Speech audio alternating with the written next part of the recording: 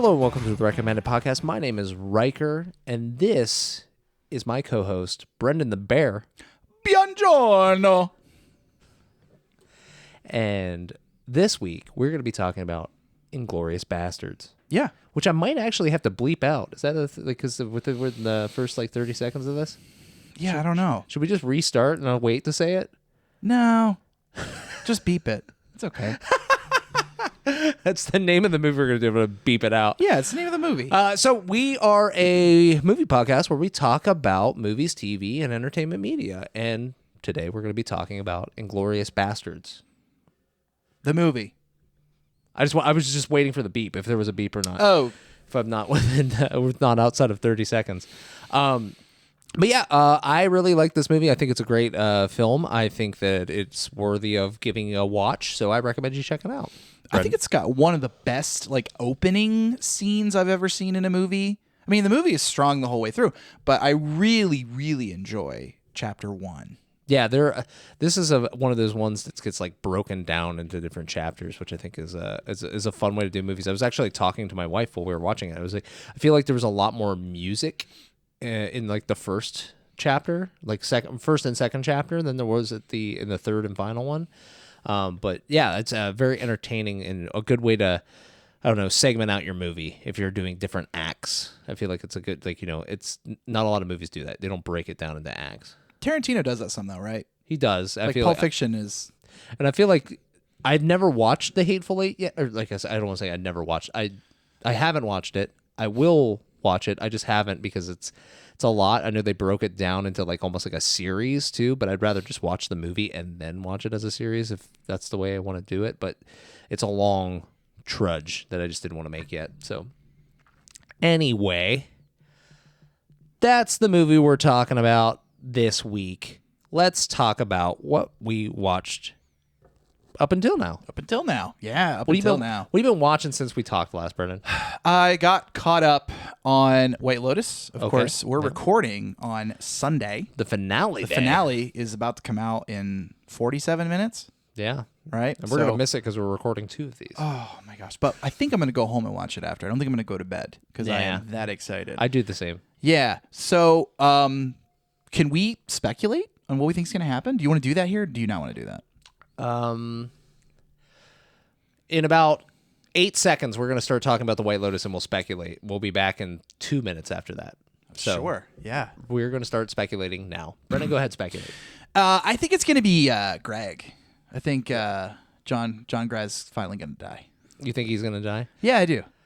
I don't see him as the kind of person to get his hands dirty or be on the receiving end of the dirtiness happening to him out and about. I feel like it's if he was going to get killed, it would be in his own home. It wouldn't be on property at the White Lotus. True, but could it just be him getting caught in the crossfire or something? See, that kind of goes into what I said to you was I think that it's going to be the Russians that get killed because ultimately they're kind of side characters, so it's going to be unsatisfying because you kind of want it to be somebody that's a lead character, but it's these are side ones. I feel like Guy Talk is going to actually be successful in defending the hotel.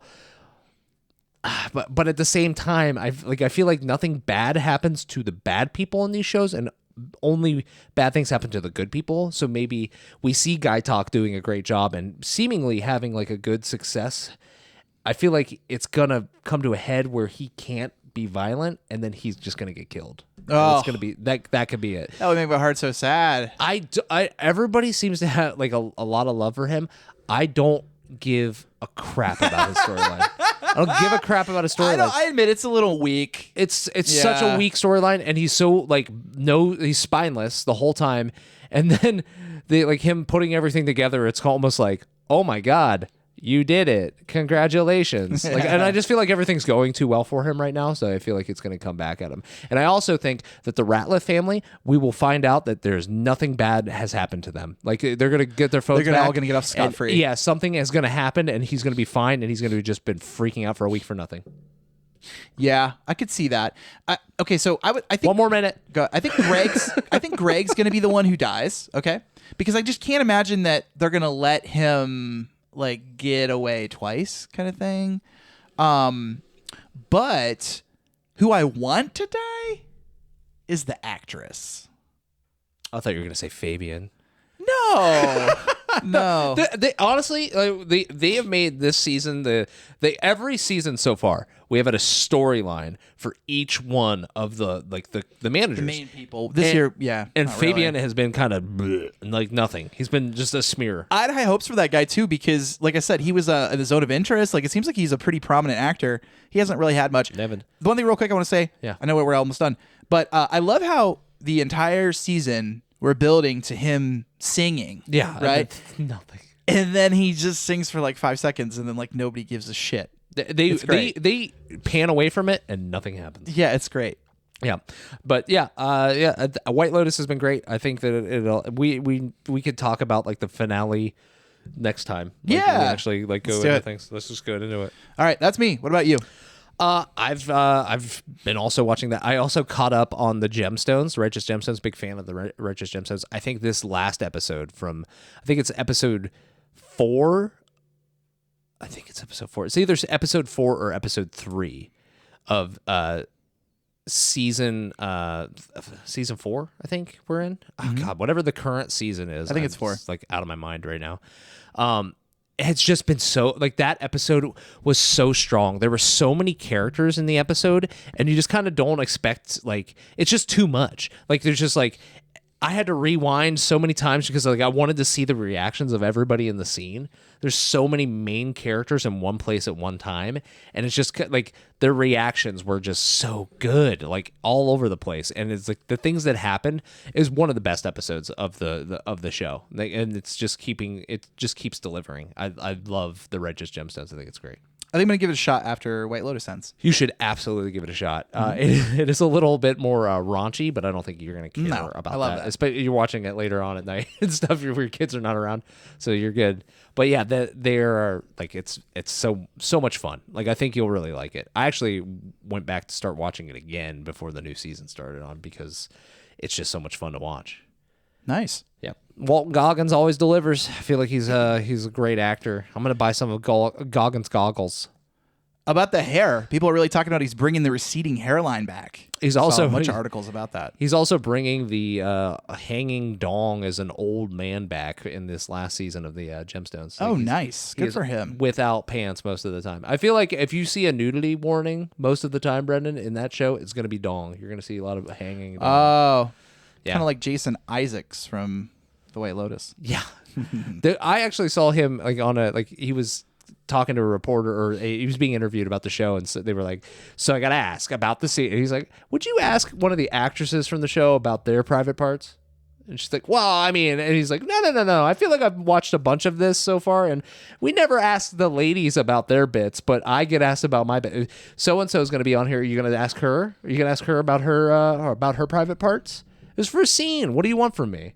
He just seems like he's pretty real. He's real. He pushes back when it seems like you're being weird. Like I'm going to call you out on being weird. Like he had I sent you an Instagram video I saw of him talking about like they had just gotten done talking about politics. He's on the Morning Joe. Yeah, he's on a morning show. Yeah, he's the Morning Joe, and they're asking about White Lotus, and he's like, "Hold on a minute, I want to ask you about like what you think about." Like he's like, "Well, how do we go from like what you were just talking about, this very serious topic, to me talking about my TV show? That seems like insanity to me." And then he starts to talk about like the politics, and it's like, man, he actually just doesn't care. He's really good. He cares. It might be he doesn't care about what people are thinking about bringing him onto places because he cares enough to say, this is weird and freaky. Why can't we talk about this like as actual people? So I think he's I like him. I like him a lot. I liked him as was it Malfoy's dad in Harry Potter? I hated him in that. I hate him. He's a huge jerk. He's a great actor. He's a huge goon. Yeah, dude, whenever he's like beating up on Dobby, it's so great. Yeah. All right. So that's what we've been watching. I'm trying to think of like what like I do want to get into that Secret Millionaire show. I think that would be fun for us to talk See, about. my wife was wanting to start that multiple times this weekend, and I resisted because I thought perhaps it would be what we might do. So Do you want to do that? Yeah, maybe we should do it. Okay. Should do it. Well, we should figure out specifics maybe in between episodes. But yeah. Yeah, let's talk about it, figure it out. Mm-hmm. But I think that'd be fun to do, even if it's we can talk about it and draft some stuff. Yeah. Sounds good to me. Anyway, what were you eating during this movie? Hopefully nothing that would upset your stomach. I think it's both on brand for the movie and just something new. Okay. I've been married for several years. Oh man, congratulations. Thanks. And one of the things or presents or wedding gifts I had received was a waffle maker. And I'll be honest, I have only used it like one time. And don't know what prompted me. But earlier this week, my son was like, I really just make waffles. Like he wanted to make waffles instead of pancakes. You can use pancake mix, and do that. Mm-hmm. So we made waffles. Waffles are way better than fucking pancakes. Okay? I'm here to tell you, way infinitely better, not even close. The surface area, the holes catch the syrup and the butter. It's freaking great. So I was actually enjoying a nice thick boy waffle. It's really good. That's what I was eating. At this point, I would like to tell everybody this episode of the podcast has been brought to you by Eggo. No, it's not Eggo. Get yourself a waffle. That's like a thin, frail waffle. I'll take a picture next time and we'll post it. Excuse me, but these are ideals only held by Brenden. Big Eggo, if you would like to sponsor the podcast, I will happily allow you to do so. Fine. But Pearl Mill Baking Co. used to be Aunt Jemima. I mean, I'm peddling your batter. So anyway, Brenden loves your batter. I do. What would I suggest though? I'm gonna go with the German staple in honor of the Inglorious Basterds movie. I'm gonna go with Baklava? Haribo. Oh, sorry. Haribo gummy bears. Oh, I didn't know Haribo was a German company. I didn't either. Found that out. So you So I'm just like, told me. Let's do it. I love gummy bears. Gummy bears are one of my favorites. Yeah. So I like them. Okay. And so I hadn't had. There's another competing brand called Albanese. Yeah.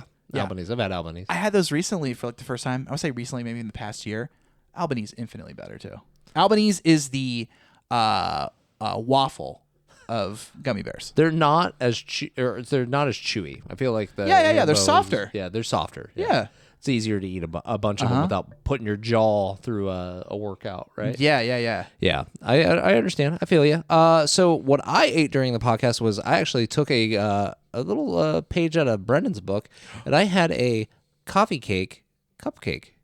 Yeah? Yeah. What'd you think? I hated it. Shut up. No, I didn't hate it. I just feel like I need like something from a bakery or something like that. Where did you get it from? Oh, I think this was like actually it was I think it was Costco. My mom went and got a thing for me. Like she's like, "Hey, I got you a thing because I was getting some for myself." I have a plastic container of like Full of muffins. Of muffins from the store. How big are they? Are they like this big?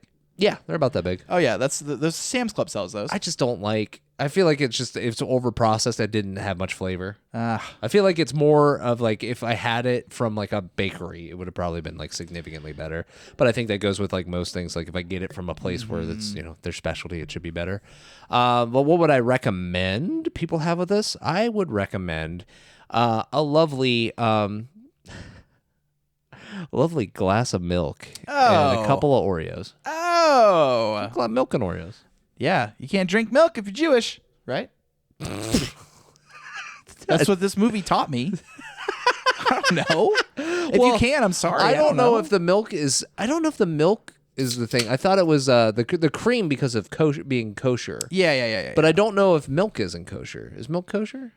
I don't know. I could Google it.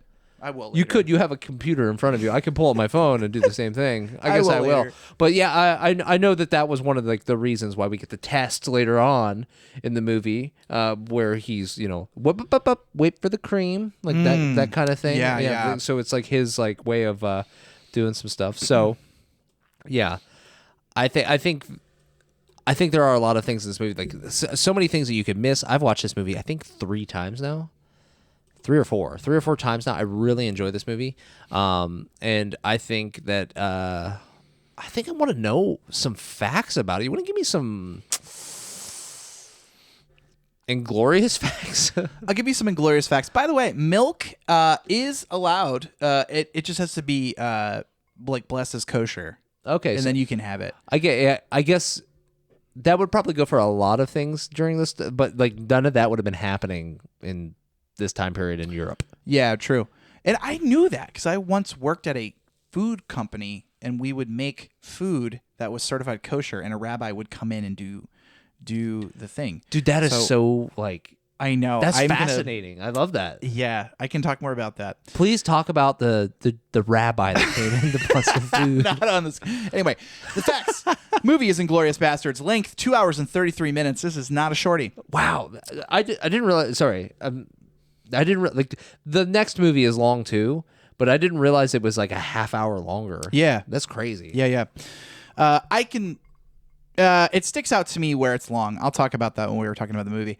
Release date August 21st, 2009. Written and directed by Quentin Footman Tarantino.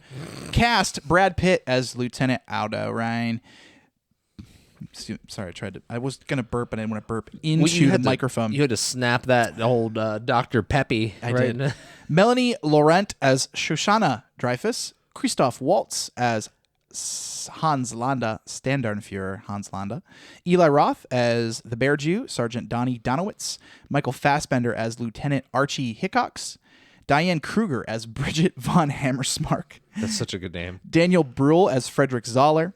Till Schweiger as Sergeant Hugo Stiglitz. BJ Novak as Smithson Littleman Utovich.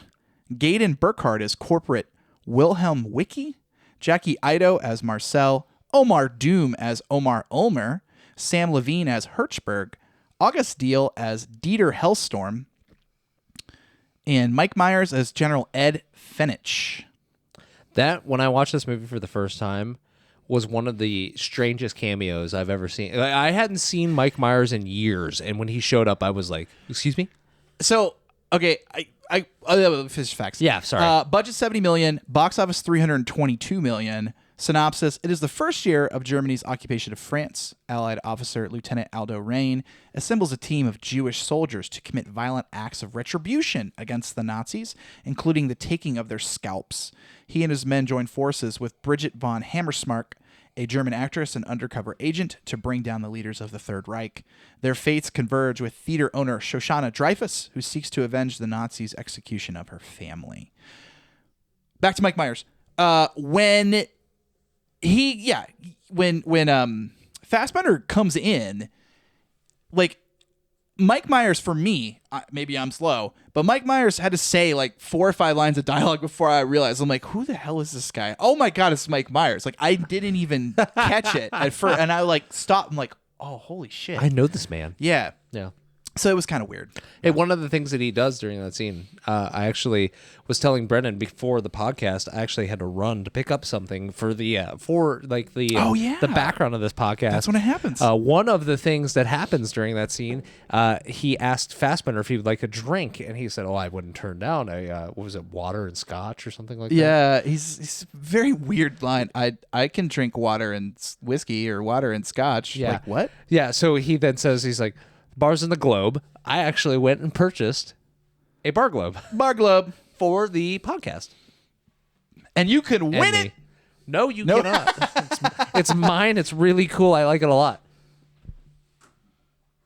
Wow. If you can't see the podcast, you don't know what I'm talking about. But I have a bar globe behind me that has a very lovely bottle of brown in it. Sorry, Brian. Yeah, sorry, Brian. Oh, which I did talk to Brian since the last episode. He I think really enjoyed the audio version of the podcast, and he also said that he really he really didn't expect to be called out as much as he was during that episode. Brian, you're now a staple. You're along for the ride. Yeah, welcome, B-Rye. So, do we want to get into some behind the scenes? We certainly do. We're going to start spoiling this movie. I hope you're all ready. I know he usually says it. I just wanted to say it. I thought it was a good little curveball. Right for you, Brian. All right, so we're going to start spoiling the movie in 3, 2, 1. Here's my first fact. Oh, I thought you were going to give me a fact. I know. I was going. Give me one to say. Give me one to say. Hurry up. Tell me what to say. Quentin Tarantino was considering actually abandoning this film while the casting searched for someone to play Colonel Hans Landa, fearing he had written a role that was unplayable. After Christoph Waltz auditioned, however, both Tarantino and producer Lawrence Bender agreed they had found the perfect actor for the role. I would concur with that. Hey, did you know that during like the start of this movie, Quentin Tarantino was considering abandoning it because of the casting for Hans Landa? He couldn't find somebody to do it, and then they interviewed Christoph Waltz, and they figured out that they had the best actor for the job. I'll just wait and let you do this next time. I asked you for me to say. I got it. No, that's awesome. He is. Yeah, you were right. I agree with you 100%.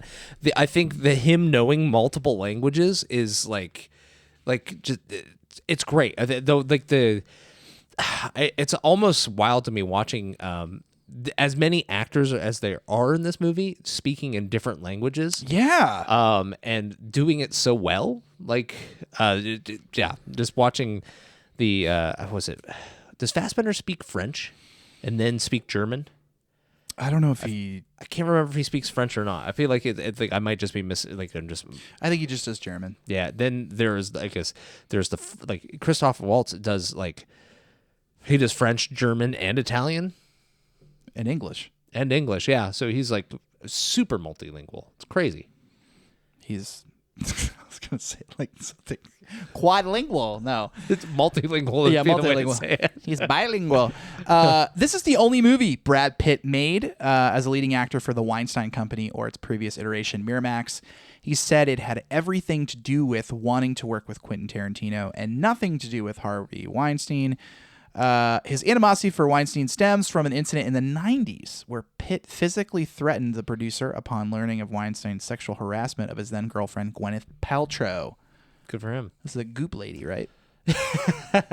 Yeah, she's got a candle that smells like her vagina. Oh God, that's true. That's a fact. What do I you know want from it me? is, but you just went right into that. I just was gonna go goop lady. I could have also talked about. I think she sells eggs that go inside of you. If you're a lady, I think she sells eggs that go inside of you. I purposely wasn't gonna say. I was just gonna say, oh my God, yeah. Yeah, she's got a lot of weird. Weird to me. If you like that, it's your money. Spend it on whatever you want, I guess. Yeah. I can't tell you one way or the other. It's not for me, but you.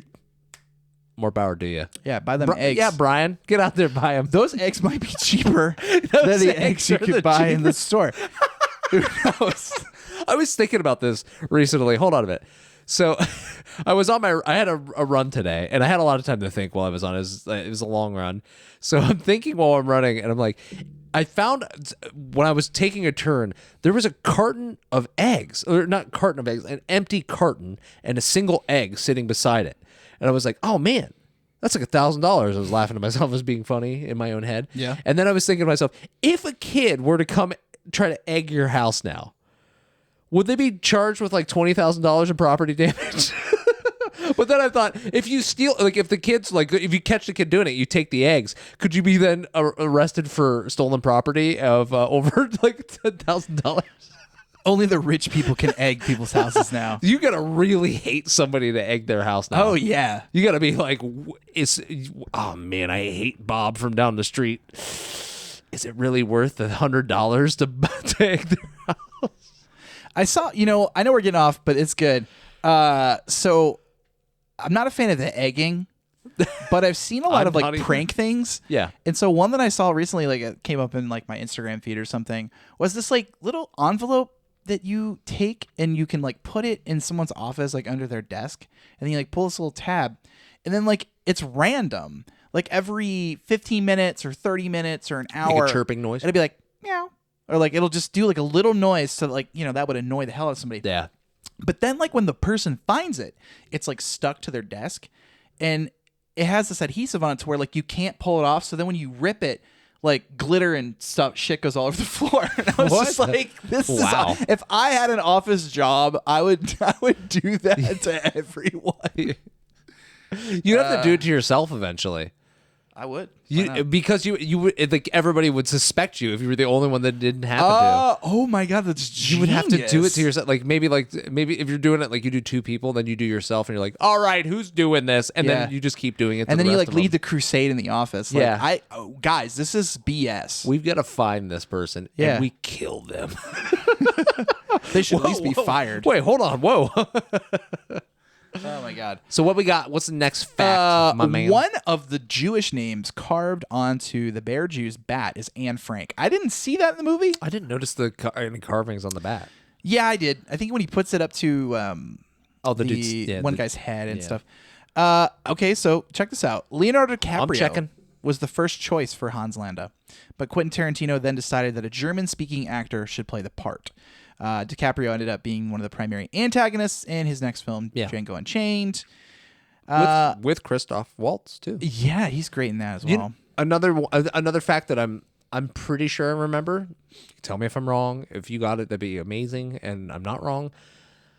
But I'm pretty sure that one of the things that I read previously, not recently, but previously, was that Quentin wanted Adam Sandler to be in one of his movies, and he wrote the Bear Jew to be Adam Sandler. Wow, no, I didn't get that. I kind of felt like that. Like, whenever we got Eli Roth, the way he talked sometimes, I was like, is he trying to do like a Sandler impersonation a couple of times? I think, are you thinking after he beats the guy with the bat, he's kind of going on like Ted Williams and everything? But also whenever like they're inside of that like building across the street from the bar, and he's like, "Oh wow, that's such a great idea for a rendezvous point." Oh, you're right. It is a little. The way he says it just sounds kind of weird. But I thought I remember hearing that. Like it might have been an interview Adam Sandler did that he was talking about wanting to work with Quentin, and it just never lined up. I don't know. The world may never know. I'm sorry if I'm wrong. No. I don't think you're wrong. No, I'm just telling everybody else. I don't think you're right either. I just don't know. Okay. That's my last one. I think we talked about this a little bit already when we talked about the milk, or wait for the cream. Landa's choice of food for Shoshana was symbolic and another way to test the girl and play psychological games with her. The glass of milk is a callback to La Petite's farm, where Landa drank milk and Shoshana's family died. As for strudel, during World War II, it would likely have been made with pork lard, which is not kosher and therefore not allowed by Jewish dietary law. No. That's my facts. Well, I think too. I think one of the things, and I don't know. I'm just it's conjecture. Me like talking about this, but I think that the reason he lets her go at the end instead of just trying to take a shot at her or like having them chase her down, is that he just figures is like, I'll find her again. Oh, at the very beginning? Yeah. I don't know. I almost feel like it's just the hubris of him, just like, she can go. I'll find her eventually. No big deal. I'm not gonna waste my time running after her. That's the way I like. It's the way I interpret him just letting her. The reason he lets her go. I kind of took it more like, well, how far is she gonna go? You know what I mean? Like, we're out here hunting them all down. She ain't gonna get away and make anything of herself. So she does. No. But yeah. I'm actually curious how she did actually get the theater. Movie theater. Yeah. How did she take over the movie theater? And also, I was telling my wife, I'm surprised that she didn't learn like English.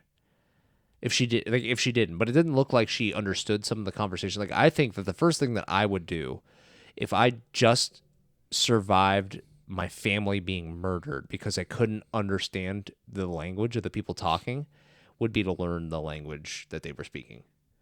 So that would never ever happen again.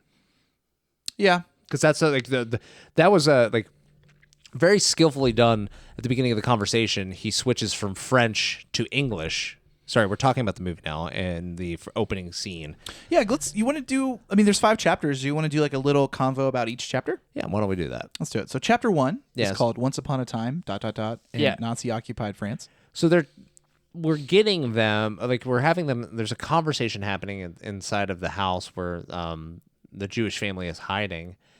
And they're talking in French initially, but then he asks if he's like, I feel like I'm doing a poor job of speaking French, even though he's doing a fantastic job of speaking in French. Yeah, I could listen to that guy say anything in any language and get it. He's so good. Like it was just like, everything's so fluent. And he switches language, and then he starts talking to the farmer. in English, assuming, I believe, that like the other family doesn't know it. Right. To make the Jews that are hiding under the house don't know. Yes. And they don't. Yeah. The whole conversation they have, though, it actually kind of comes back a little bit later in the movie where he's talking about rats, right? The one thing, though, that he, like, when he's having that conversation with him, I had, like, such a I don't know. I was like, this is such a stupid analogy. What you're saying is like, if a rat were to come in here, would you not meet it with hostility? But it's, it's no different than a squirrel. If a squirrel came into my house, I would still meet it with hostility. Like, yeah, I'd be like, get the hell out of here. You're not like, there's nothing like, it's like what you're saying. If a hawk came into my house and I didn't want it there, I'd swing at the hawk. What do you mean? Like your analogy is pointless. I tell that squirrel to go munch on some nuts. Right? Right? I'm doing good, right? All right, cool. Nuts. I don't like them. That's right. Squirrels love them, though. But no, that scene is just like that. Like, I don't know, his, like, the way he paints it. But then later on in the movie, it's kind of funny. We when we have, I forget her name. Was it Dreyfus? It's Manu. Well, later on in the movie is what she changes her name to. Yeah. It's Shoshana. Just call her Shoshana. Shoshana later on in the movie, when she's talking to, was it Frederick? Zoller. Yeah, Daniel Bruhl. Yeah, so when she's talking to Frederick, he says something like, I was in a bird's nest holding off the Americans or something along those lines. And she's like, a bird's nest? What's that? Like, she doesn't know what a bird's nest would be. Yeah. And it kind of plays into that, like, hawk as the German soldier, and she would be a rat in the analogy, but she wouldn't know what a bird's nest was, which I thought was like, oh, that's kind of interesting that they play it that way. Yeah. But yeah, that's, I don't know, that whole opening scene is great. Like, I almost thought he was going to threaten, like, his daughters more. He doesn't really even, like, threaten him at all. He just, until the very end of the conversation, but he flips, like, his face. I have a note of, like, when he starts to ask him, and, like, he's like, starts to be more poignant about, like, I know you're hiding something, and if you tell me right now, you'll be met with reward, not being punished. Yeah. And his face changes, like, ever so slightly from, like, staring at him with, like, nothing in his eyes to staring at him with, like, malice, like, very, very deep malice. And it's just like, it was such a, like, a weird change. No, I thought it was great. I thought from the moment the movie starts and you see this family outside working and you see them, like, driving up to the home from the road far away, it's like immediate, like, shit, tension, like, what's gonna happen? Something's amiss. And then, like, yes, he comes in, and yes, that's a slow build over time. Like, he's clearly there for that reason, but he can't just come in and do that. I mean, I suppose he could, but it's almost like he gets off on, like, slowly churning to that point where it's like, oh, hey, yeah, I knew everything that was going on the entire time. So that was cool. I really like when he comes in and he, like, compliments the farmer's daughters, which is a little uncomfortable. Like, you don't know this guy, you know? And then he's like, what's my nickname? And he makes him tell him about what he does. And he also, in that moment, is like, I was like, I take my nickname as a term of endearment. Like, he's like, I like my nickname. Yeah. In that scene is what he says. And later on in the movie, that's not the case. No. At least that's the way he paints it. He's painting it different for each of the different people that he talks to, I believe. Yes. Another thing that I didn't talk about too that I thought was interesting, when we first see the farmer, he's, like, swinging his axe and breaking wood, and then he asks his daughter to bring him a water so he can wash up. I almost wonder if he uses the water to splash on himself to hide the fact that he's going to be sweating profusely and, like, having a hard time, like, lying. I didn't think of that, but that makes sense. Yeah. Yeah, because he gets this dude gets sopping wet. Oh, man. yeah, he does that. Like, it's like, let me wash up outside. Like, just like, he might as well put a fire hose against himself. Yeah, it takes a 5-gallon jug of water and just dumps it all over him. I like how he then drinks the family's milk. Which is a little, the milk. Yeah, odd. But my favorite thing, actually, low key thing, favorite thing in the scene is when the farmer smokes from his corncob pipe. Yeah. And then he eventually later is like, you mind if I smoke? And he's like, oh, no, make yourself at home. And then he pulls out this like super ornate, beautiful pipe that's probably worth way more money. And it's just it's like the whole time he's like slowly beginning to flex more and more on the farmer until he's like, yo, I know you got Jews here. Where are they? You either tell me where they are or you don't, kind of thing. So you talked about the milk too. That's a typical trope that has been popping up a lot for villains because of like milk being like, I don't know, pure in some way. It's white and it's pure, and it's like that's what people like. They use it as a way to signify that the villains are, I don't know, that you're looking at a villain. A lot of times you'll see villains that drink milk. You might remember the movie Tommy Boy. Yeah. Tommy Boy, when we meet Rob Lowe's character, the bad guy at the beginning of the movie, he's drinking a carton of milk and throws it into a baby's like stroller as he's walking past. Oh shit. In the movie No Country for Old Men, Anton, when he goes to the house, Sugar? Drinking milk? He pours himself a glass of milk in the house when he's looking through. Does he pour himself a glass of milk, or does Brolin's character leave like a half? I swear he leaves a glass of milk that like he comes in and drinks. I think that's how it goes. We can look at it back. But I remember seeing that like, holy shit, why would you drink a glass of milk in someone's home? But Anton definitely drinks milk in that movie. I'm trying to like I pulled up a list of things that I had looked at previously. Oh, Ed Harris used to take baths in milk in The Rock, right? In The Rock. Yeah, it's just good for his skin though. Clockwork Orange, they had a milk bar, which was very weird. Oh, those were some like bad people. But yeah, that's like a typical thing now where they will make like if you see somebody drinking milk, they're oftentimes a bad guy. Yeah. Okay. Interesting. Maybe it's because people don't like Santa anymore. Bring Santa back. You caught me so off guard because I love Christmas. Christmas is, near and dear to my heart. You caught me off with that. But Santa's drinking milk, dude. He's got to watch out for him. So let's go to the second chapter. Yeah, it's chapter 2. Yeah. Yeah. That's just called Inglorious Basterds. Yeah, that's where the first scene is them building the team. Yeah. Actually didn't. I only have a couple notes for each chapter. My first note for this chapter is actually after. I guess it's part of the team being built. But no, it's after. You want to say anything about Pitt's speech? No, Pitt's speech is great. I mean, like his monologue is amazing. Him talking about like who he is and what he's wanting to do. He wants Nazis to have like fear in their heart when they talk about the bastards, which is great. Like it's everything that I would hope that would exist in like some sort of like in a war where we're dealing with people that are evil. Like they're just evil. They're rounding up like hundreds of thousands of people to just murder in camps and to go over and just say, we're going to do some guerrilla tactics and these people are going to remember us and they're going to be terrified of us. They're going to tell stories. They're going to be so freaked out that they're just going to have terrible nightmares. And then the things that they do to the ones that they catch, because they know, oh, I'm just following orders. That doesn't go all the way through here. Like you could say, oh, I'm going to get rid of my uniform, but you did the things that you did. And I want people to know that you were one of the people that did them. Just them carving swastikas into the heads of the Germans that they free, even though they just like they're using them to spread their message. It's great. Everything about the Bastards is cool. It's a very cool, what I would hope would exist in like a war movie. Yeah.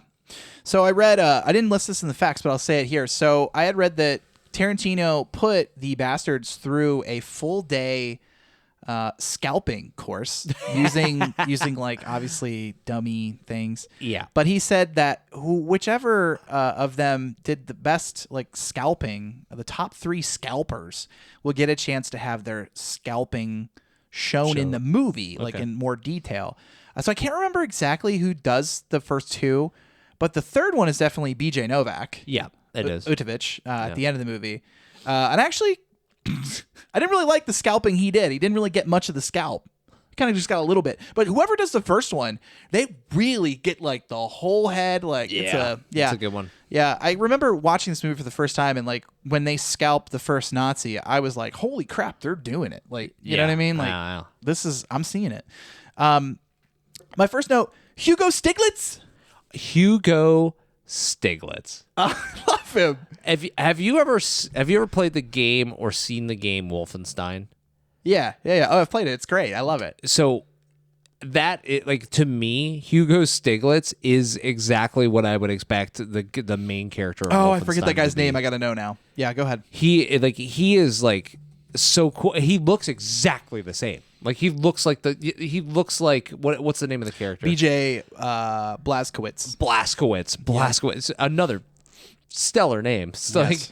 but the whole scene where they like when they kind of like when he shoves his whole hand or fist into that Nazi's mouth during his like murder spree on the top brass of the Nazi, awesome, amazing. I actually like the thought- demented human. I thought the most demented thing was when it might have been the same thing, but he puts the pillow over the one guy's head and just starts stabbing his face through the pillow. And we see way too much of what's going on in that. But yeah, Hugo Stiglitz, what a Stiglitz. Dude, he makes me think like if we're in like a really horrible war, could we, this could sound so messed up, could we like release a couple serial killers and just be like, hey, listen, we're going to drop you behind enemy lines. You make it out.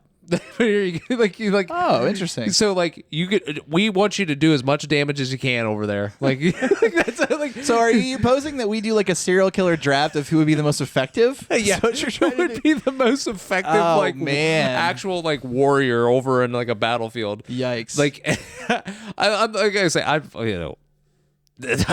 don't like condone people being serial killers. Maybe we use them. Don't leave them locked up. I have a thought that I'm debating saying. I just don't think No, I should. I wouldn't say it. I'm not gonna say it. I'm already in a spot where Yeah, I you're shouldn't already have said what I toeing the line. said. But I mean, like thinking about like he's a psychopath, and I think it really takes some like psychopaths to like instill fear into some like really terrible people. Like again, like just following orders. That only goes so far. Like there's it's war too. Like the one of the things that happens in like the next chapter that's kind of like, oh, you're gonna leave somebody fatherless. Yeah, they're doing that to hundreds and hundreds of people. What do you mean? Like I'm not gonna feel bad for one person. There's a war happening. Yeah, like we're supposed to feel bad for Wilhelm. Like, oh, his kid will grow up without Maximilian will grow up without a father. Yeah, what? tough. We don't care. I also had in here a line from Pitt when he's talking to the German officer. Take your Wiener Schnitzel looking finger and point on this map. I want to know. No, isn't it Wiener Schnitzel 11? I think it's Wiener Schnitzel 11. And then right after that, there's two other soldiers that are like on their knees that are being guarded by the other bastards. Yeah. And I think it's after the bear Jew hits the officer. Yeah. The one bastard says to the guys, he goes, I'd be shitting my pants if I were you. Like real enthusiastic. Yeah. I loved it. Yeah, dude. It was great. I did love too during that scene where he's like, if you ever want to have another sauerkraut sandwich, you can point right here on the map somewhere.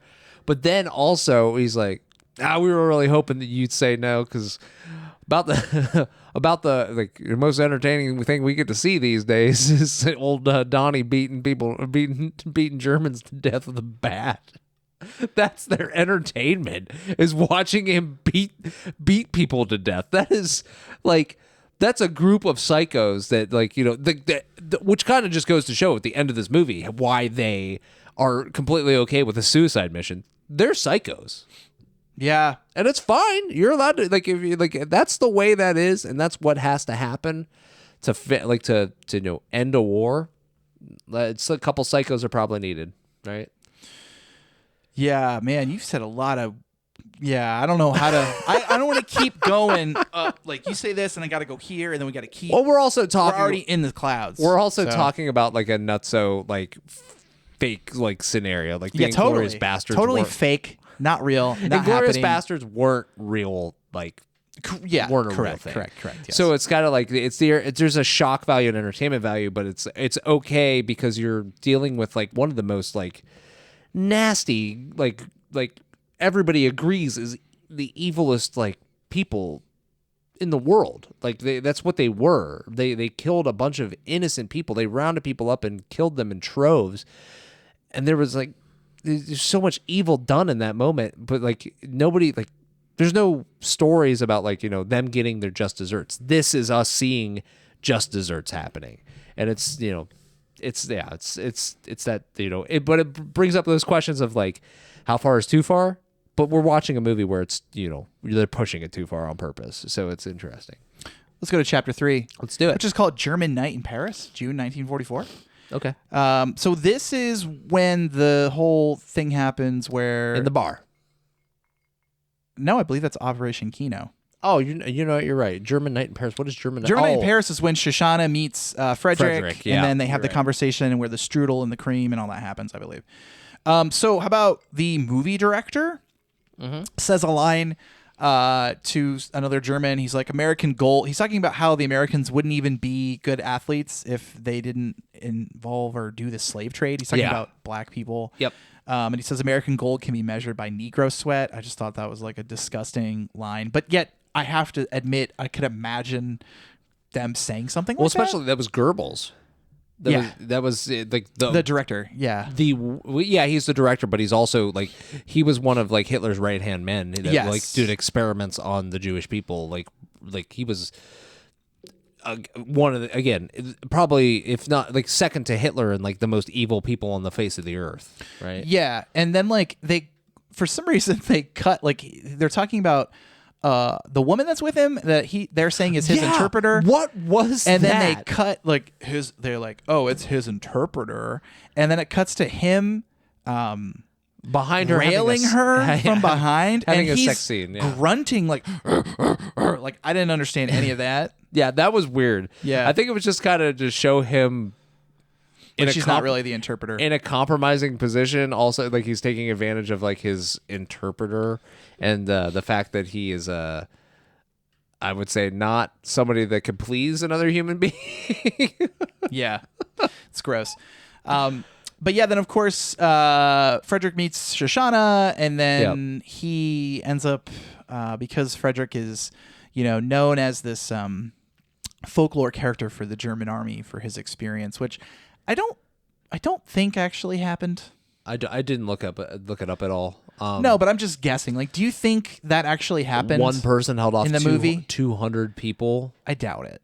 Yeah, I don't think so either. Yeah. I will say that I hate Frederick, not just because he's I hate him. Yes, I hate that guy. He is the pushiest. Like she couldn't be doing more. She couldn't be doing a better job of saying, "Get away from me." Get away from me. And he just doesn't take no for an answer. And I was so upset with the way that all ends, just because. Oh yeah, me too. It was very satisfying, and then it was very like upsetting. Yeah, like it was satisfying and then unsatisfying instantly after. I was like, oh God, you're such a wasted opportunity. Yes, but I agree. But like, even though like we'll talk about it here in a minute. But yeah, that whole like we get that like whole hero thing, and it's just like that's how we're gonna like. We have a secondary plan where we have these guys are going to burn down their theater, and I really enjoy too like their relationship, like the relationship between Shoshana and her Marcel. I was going to say her projectionist. Yes, but yeah, that was like their relationship was amazing. Like watching that, like it was very sad. Like it was such a great moment. Do you think? So when Shoshana is talking to the German director and Frederick Zoller, and they're sitting at the table, I love the music, how it comes in so hard and so abruptly when Londa walks in, you know, and then she realizes like, oh, this was the guy that killed my family. Yeah. You know, kind of thing. Do you think he knew it was her? I don't think he did. No, she had brown hair and was covered with blood and never faced him. Right.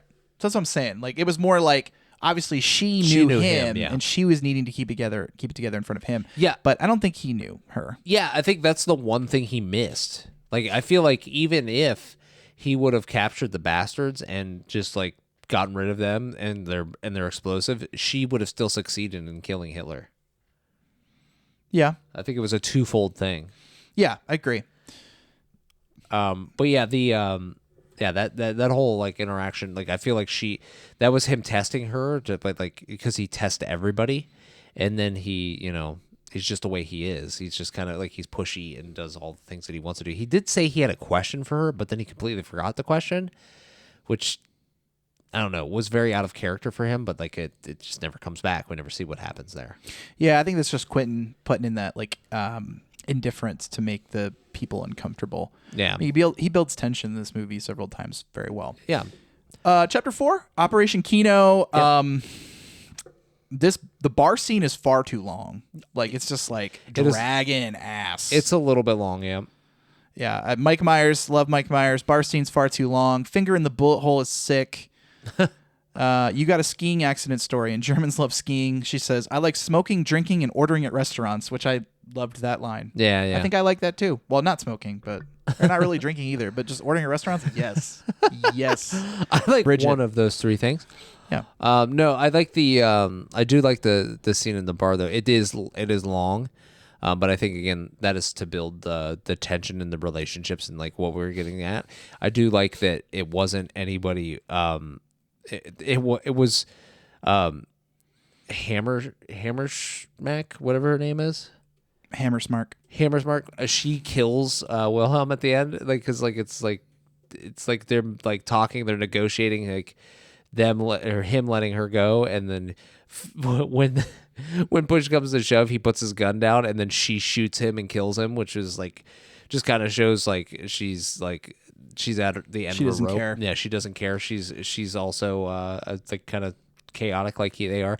I do hate this because we lose that Hugo Stiglitz? We lose Hugo. We lose one of the other bastards in the scene. Yeah. But We lose Michael Fassbender as well. yeah, and Michael Fassbender. Oh my God. I really like his scene. It's like where he's talking about. He's like, well, it's I think there's a special place reserved in hell for people that waste good scotch, and then he's like, and because I'm going to be knocking on the door here soon, he drinks the rest of his scotch. And he's like, I hope you don't mind me speaking the kings as I go out. Like, he's just like kind of like he's accepted that he's going to die and he's got to do the thing that he's got to do. But yeah, that was great, which led us to the bastards taking over this whole plan. And they are vastly like underprepared for this endeavor. And it's so good. It leads to a lot of the comedy of the end of the movie. Yeah, Chapter 5, Revenge of the Giant Face. I'm going to say something. I'm probably going to get filleted. What is the meaning of that? What am I missing? Oh, it's her on Giant Face? It's her on the big screen. Oh, Revenge of the Giant Face. Oh, okay, yeah. 'Cause she's laughing. Yes. Yeah, and then eventually the Got it. screen burns and the smoke is where like it's on her projection is on the smoke too. Yes. So that's what it is. Yes. So that's when we get the three Italians. Enzo Gorlami. Bonjourno. Antonio Margaretti. Once again? Margaretti. Margheriti. And Dominic De Coco. Again? De Coco. I love how he bullies them during that scene, man. He knows already. Also, dude, when he kills Hammersmack, Yeah. he's just a psycho, right? Like that's just like he didn't need to do that, and he did it. And then whenever that's questioned, like later on, he said she got what she deserved. Yeah. Which is just like that just paints him as like, well, we go from like, hey, I was told to do these things, so I'm not a bad guy, but he was never told to do that. He just did that, right? You get to do whatever the heck he wanted because he was higher up. Well, yeah, he's doing that because he knows she was involved in those German soldiers. Yeah, dying but in the bar. but he's using that. He's gonna use that in a second. So why not even? He doesn't need to kill her, but he does. Right, but because he's unhinged. Yeah. But, I mean, I will say, in that bar scene, Bridget is doing way too much. Like, she's, like, there were many times in that scene, dialogue-wise, where, like, the bastards that were sitting with her could have, like, distanced themselves from the Germans or, like, let them go home. And, Yeah. like, she purposely keeps them there. So I'm kind of like, She seems to be a little more toey of the line than you might think. But yeah, no. He strangles her. Yes. Like, very graphically. yes. Yeah. And you see her cast flailing around.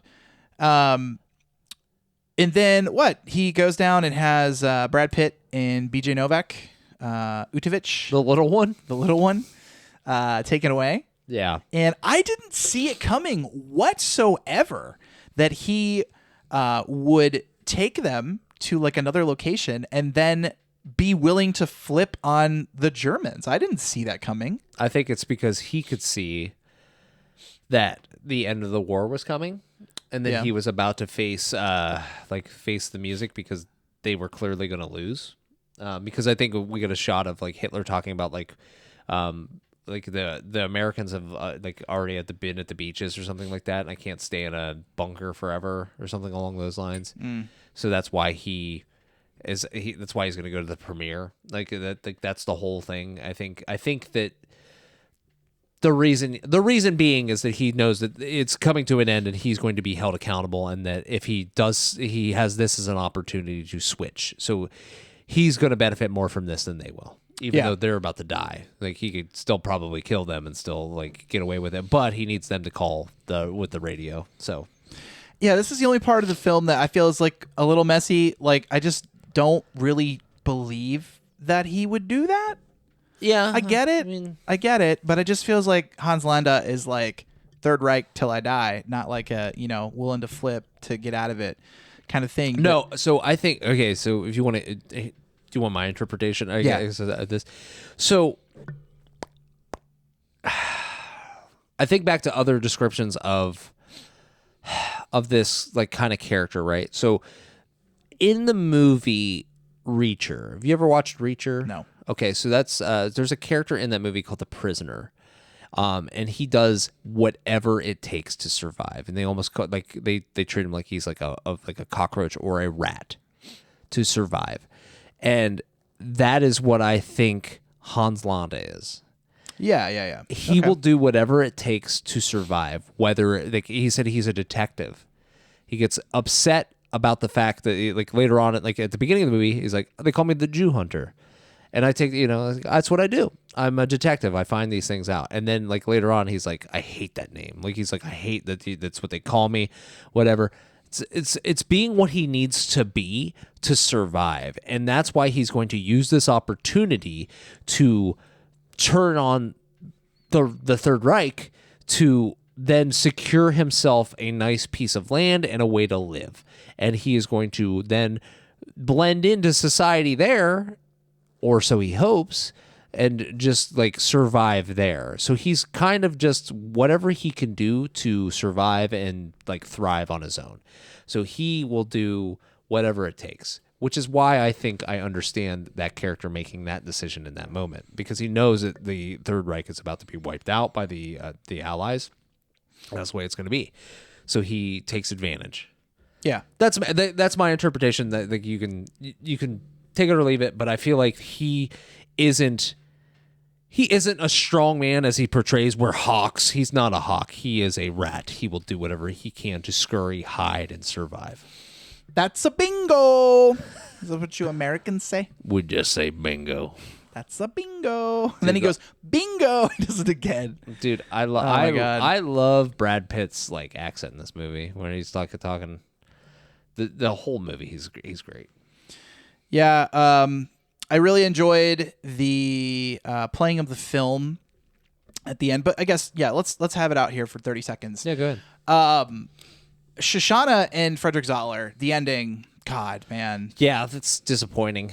Because Shoshana then she's approached by Frederick, and Frederick being forceful even starts like to hurt her, and like it'd be like he's like trying to force himself on her. He's gonna sexually assault her. Yeah, and she knows that he's going to do that, so she tricks him by acting like she's interested now. Yep. And then shoots him in the back 3 times. Yeah. And which would be satisfying, perfect ending for those two people. Correct. And her boy Marcel's behind the stage, doing his thing. He's ready to rock. And then you hear Zoller like moaning, like making a noise, and she feels bad for him or something. Yeah, feels bad. And goes over to him and he turns around and shoots her. Yep. When honestly, it would have been way better if she just shot him like while he's on the ground, because even knowing that they're gonna die, like she's gonna die, Marcel's gonna die because of the fire that they're gonna start. Marcel wasn't gonna die though. Wasn't he gonna at least leave out the back? No, I think starting that fire next to all of like that stuff burns at 3 times the speed. He was gonna die because he's gonna set the fire. Oh, I'd like to think Marcel lived. Don't do that to me. No, they're all dead. They like that's I feel like that's the way. Like that's why when like you're telling me this love story between these two people, she says that she's like that he's gonna leave her in there to die. No, I think she would have got away as well because she's not in the theater, bro. Yeah, but she wouldn't have been able to in get the thing above. She is not locked in there. They literally cried when they were saying goodbye and kissing each other because they knew they were gonna die.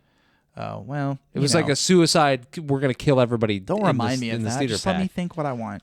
Go ahead, buddy. God. I believe in you. Yeah. But yeah, that's like that. Like that moment was. Oh man, that was like so, like watching them say goodbye and knowing that they couldn't be together.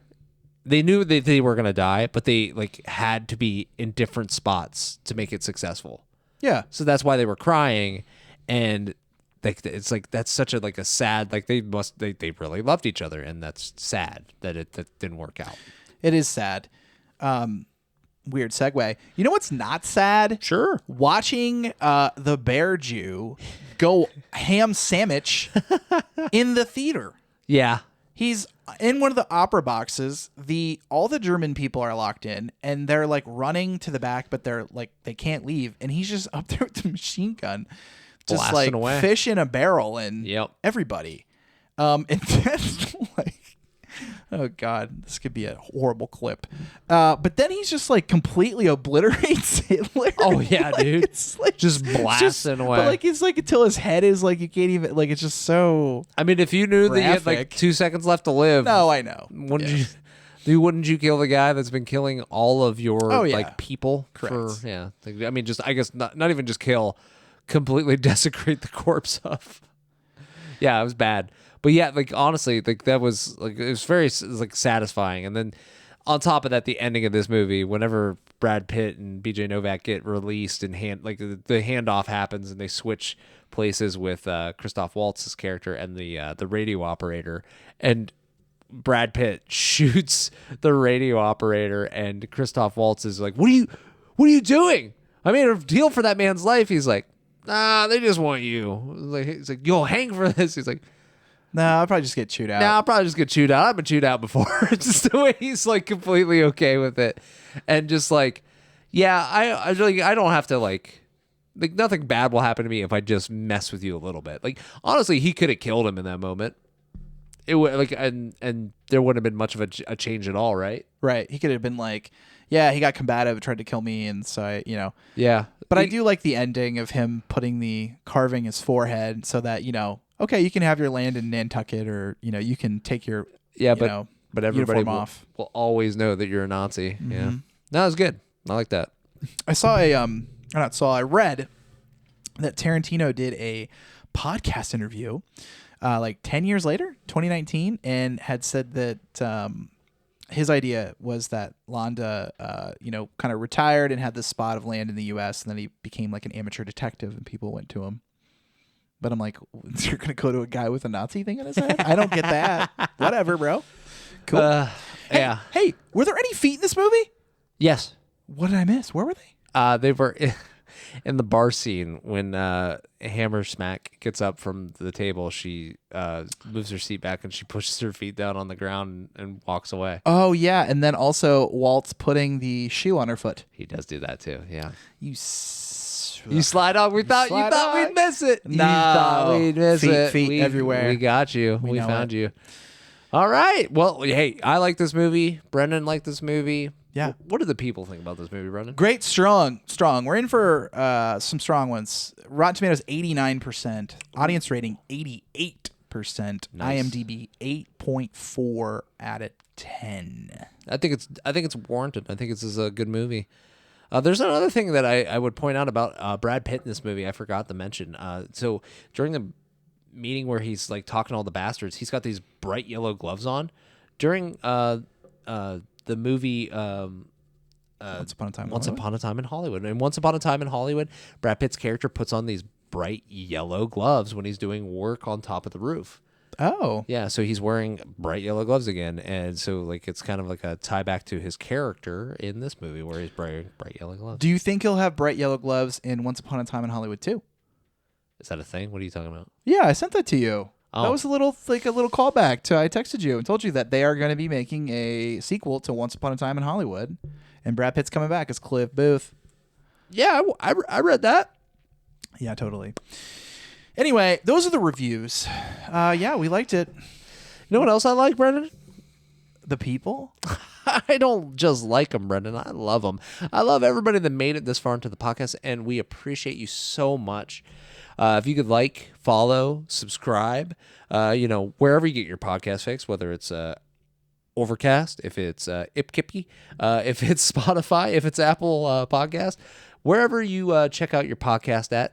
You can also check it on YouTube or Instagram or on TikTok or on X, where we are the recommended podcast. The only place that places we are not the recommended podcast is on Spotify podcast, like wherever you get your podcast, but also on Facebook, we are the recommended.